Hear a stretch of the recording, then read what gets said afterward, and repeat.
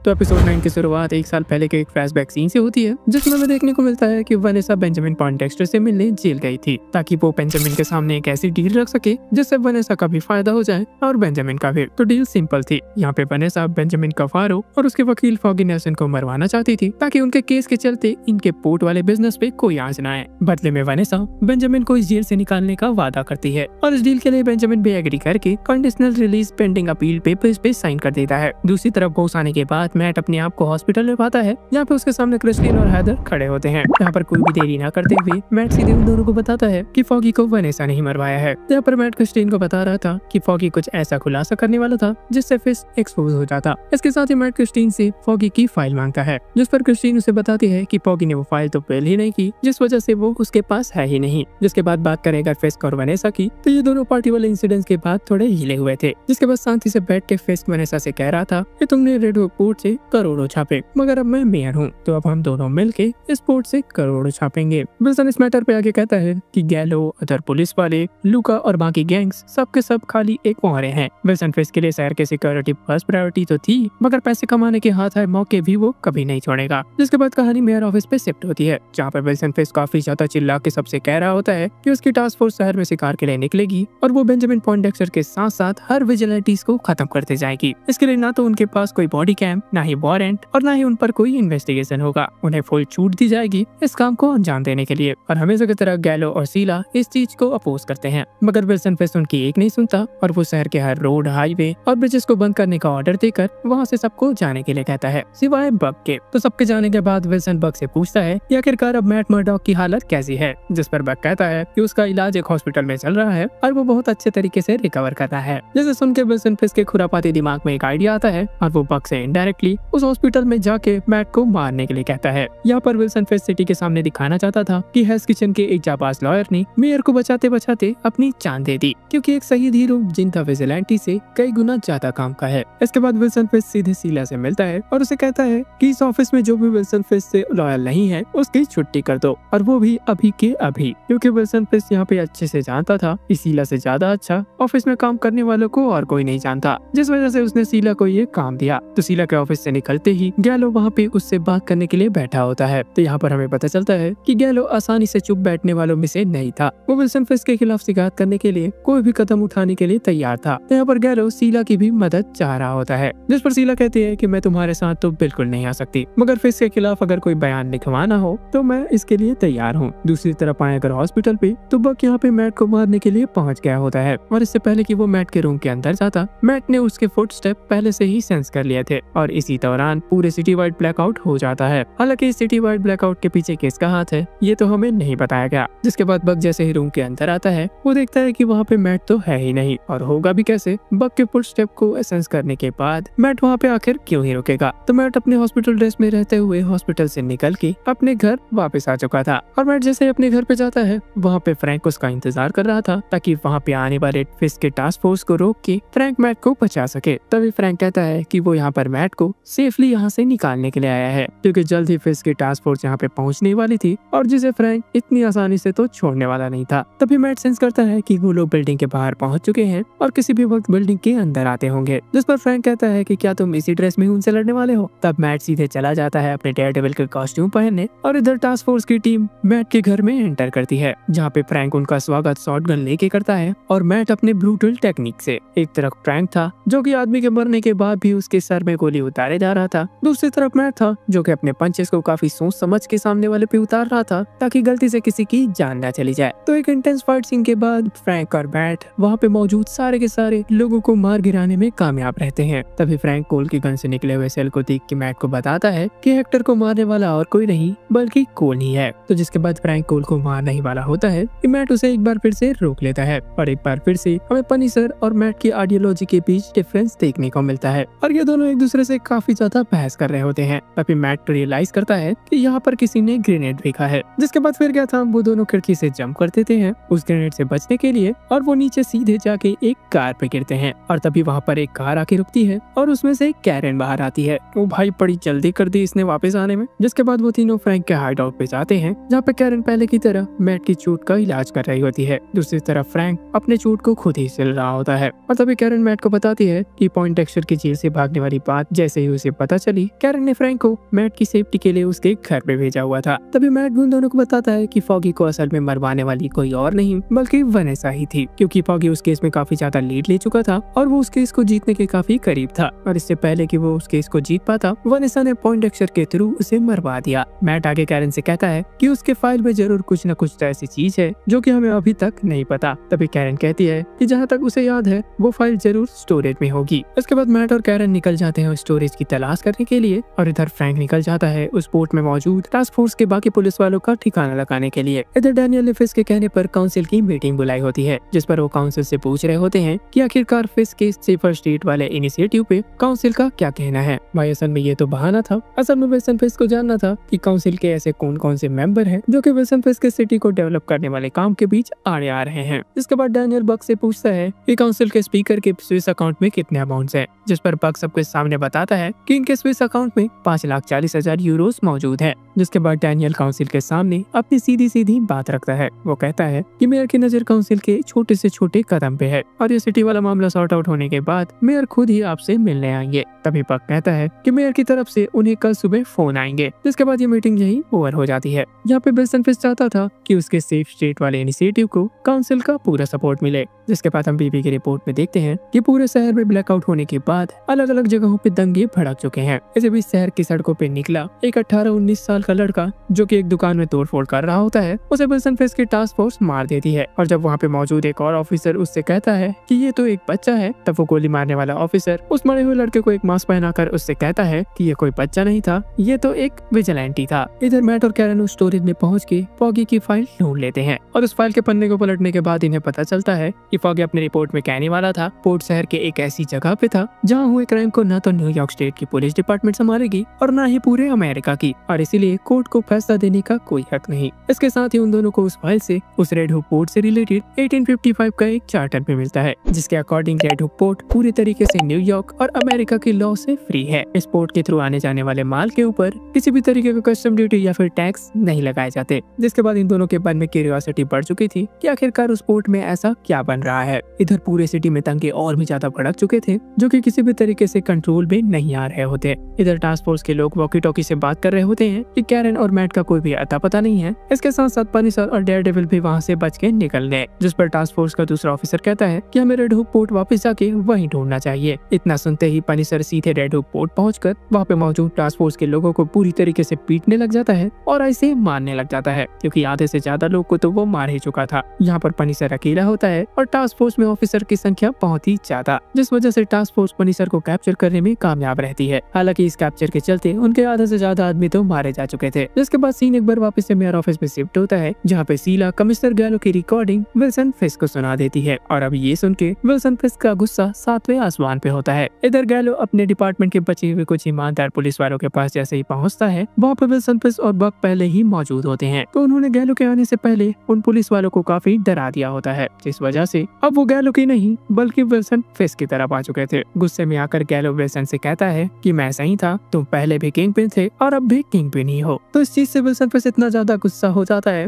कि वो कमिश्नर गैलो की कुटाई करने लग जाता है और भाई कुटाई तक तो बात सही भी होती है और इसके बाद जो हुआ वो तो पूरे मार्वल के हिस्ट्री में अच्छे तरीके से छप गया होगा। तो होता यह है कि विल्सन फिश कमिश्नर गैलो के स्कल को इतनी जोर से दबाते हैं तो विल्सन फिश के एक हाथ में कमिश्नर का जबड़ा तो दूसरे हाथ में कमिश्नर की खोपड़ी आ जाती है। ओ भाई क्या सीन था ये। और इस सीन को देख के सामने खड़े पुलिस वालों के मन पे अगर थोड़ी सी भी गैलो से लॉयल्टी थी तो वो पूरी तरीके से मिट चुकी थी। इधर रेड हुक पोर्ट पे पॉल ने फ्रैंक को चेयर से बांध दिया होता है और उससे कहता है कि पनिशर से मिलना उसके लिए काफी फक्र की बात है, मगर फ्रैंक के यहाँ पे हाथ बंधे थे जिस वजह से वो अपने मुंह से ही जवाब देता है कि साला तुम्हें क्या पता पनिशर ने अपनी लाइफ में क्या क्या झेला है और तुम साले पनिशर को अपना रोल मॉडल मान के पूरे शहर में क्राइम करते फिर रहे हो। और ये सुनते पॉल का दिमाग खसक जाता है और एक एक करके वहाँ पे मौजूद ऑफिसर्स फ्रैंक को पंच मारने लगते हैं, मगर फ्रैंक भी अपने तीवर दिखाते हुए उनसे कहता है कि तुम्हारे पंचेस में वो मजा नहीं जो कि उसने एक्सपेक्ट किया था। इधर कैरन और मैट भी रेड हुक पोर्ट के बाहर खड़े होते हैं तो मैट कैरन से रेड हुक पोर्ट के अंदर जाने की बात करता है, मगर कैरन उसे समझाती है कि यहाँ पे तुम्हें समझदारी से काम लेना चाहिए कि अगर तुम यहाँ पे इस पोर्ट के अंदर अकेले गए तो या तो तुम उन सबको मार दोगे जो कि होने वाला नहीं है और इस बात के पूरे चांसेस है कि वो तुम्हें जरूर मार देंगे। और कैरन मैट को मरता हुआ नहीं देख सकती थी। तब मैट भी कैरन की बातों का अच्छे तरीके से समझता है और उससे कहता है कि अब हमें एक आर्मी की जरूरत है, मतलब आपको अब अच्छे से पता है कि अगले सीजन में हमें कौन कौन देखने वाले हैं। क्या कहा नहीं पता, और यहाँ पे और किसी की नहीं डिफेंडर्स की ही बात हो रही है। जिसके बाद सुबह होते ही न्यूयॉर्क की इलेक्ट्रिसिटी वापस आ जाती है और मेयर ऑफिस में विल्सन फिश हैदर को अपने एडमिनिस्ट्रेशन की कमिश्नर ऑफ मेंटल हेल्थ का पोजीशन ऑफर करता है और जिसे हैदर भी खुशी खुशी एक्सेप्ट कर लेती है। जिसके बाद विल्सन फिश न्यूयॉर्क के लोगों के सामने लाइव आकर कहता है कि विजिलेंटीज ने उसे मारने की कोशिश की, इसके साथ साथ मॉब ने पूरे शहर को अंधेरे के हवाले कर दिया और इन दंगों को देखते हुए कमिश्नर गैलो ने रिजाइन कर दिया। विल्सन फिश यहाँ पे साफ साफ कह देता है कि कमिश्नर गैलो न्यूयॉर्क को मुसीबत में छोड़कर भाग गए। वो आगे कहता है कि मैं सेफर स्टेट इनिशिएटिव को लागू कर रहा हूँ जिसके अकॉर्डिंग विजिलेंटीज की हर हरकत अब इलीगल मानी जाएगी, जिस वजह से उन्हें सजा भी कड़ी से कड़ी दी जाएगी। आज 8 बजे से पूरे सिटी वाइड कर्फ्यू लागू होगा और अभी से ही पूरे न्यूयॉर्क में मार्शल लॉ लागू किया जाता है। इधर हम मैट और कैरन को जोशी के बार में एक दूसरे से बातचीत करते हुए देख रहे थे। मैट अपने बचपन की कहानी कैरन को बता रहा होता है कि किस तरीके से उसने बचपन से अब तक काफी ज्यादा उतार चढ़ाव का सामना किया है और जिस रात भोगे की जान गई थी वो पॉइंटेक्स्टर को छत से गिरा के मारना चाहता था, जिस पर कैरन उसे अच्छे तरीके से समझाते हैं कि आज तुम जो भी हो इस शहर की और अपने आसपास के लोगों की भलाई के लिए हो, तो तुम्हें किसी भी चीज की परवाह करने की जरूरत तब तक नहीं है और जब तक तुम अपने लोगों और इस शहर को प्रोटेक्ट कर रहे हो। जिसके बाद हमें वनेसा और वेसन फ्रेश को दिखाया जाता है जो कि ठीक उसी बेसमेंट पे वापस से एक बार होते हैं और वहाँ पे इस बार अब एडम की जगह वो सब लोगों ने ले ली है जो कि वेसन फ्रेश के प्लान के आड़े आए थे, जिसमें स्वॉर्ड्समैन जैक तो शामिल ही था, साथ ही साथ पनिशर भी होता है। और जिसके बाद डेयरडेविल बॉर्न अगेन का एपिसोड 9 यहाँ पे एंड हो जाता है। अरे रुको रुको, कहाँ जा रहे हो? मार्वल का सीरीज है तो पोस्ट क्रेडिट सीन तो होना ही है। तो पोस्ट क्रेडिट सीन में हमें पनिशर को दिखाया जाता है जो कि केज में बंद था,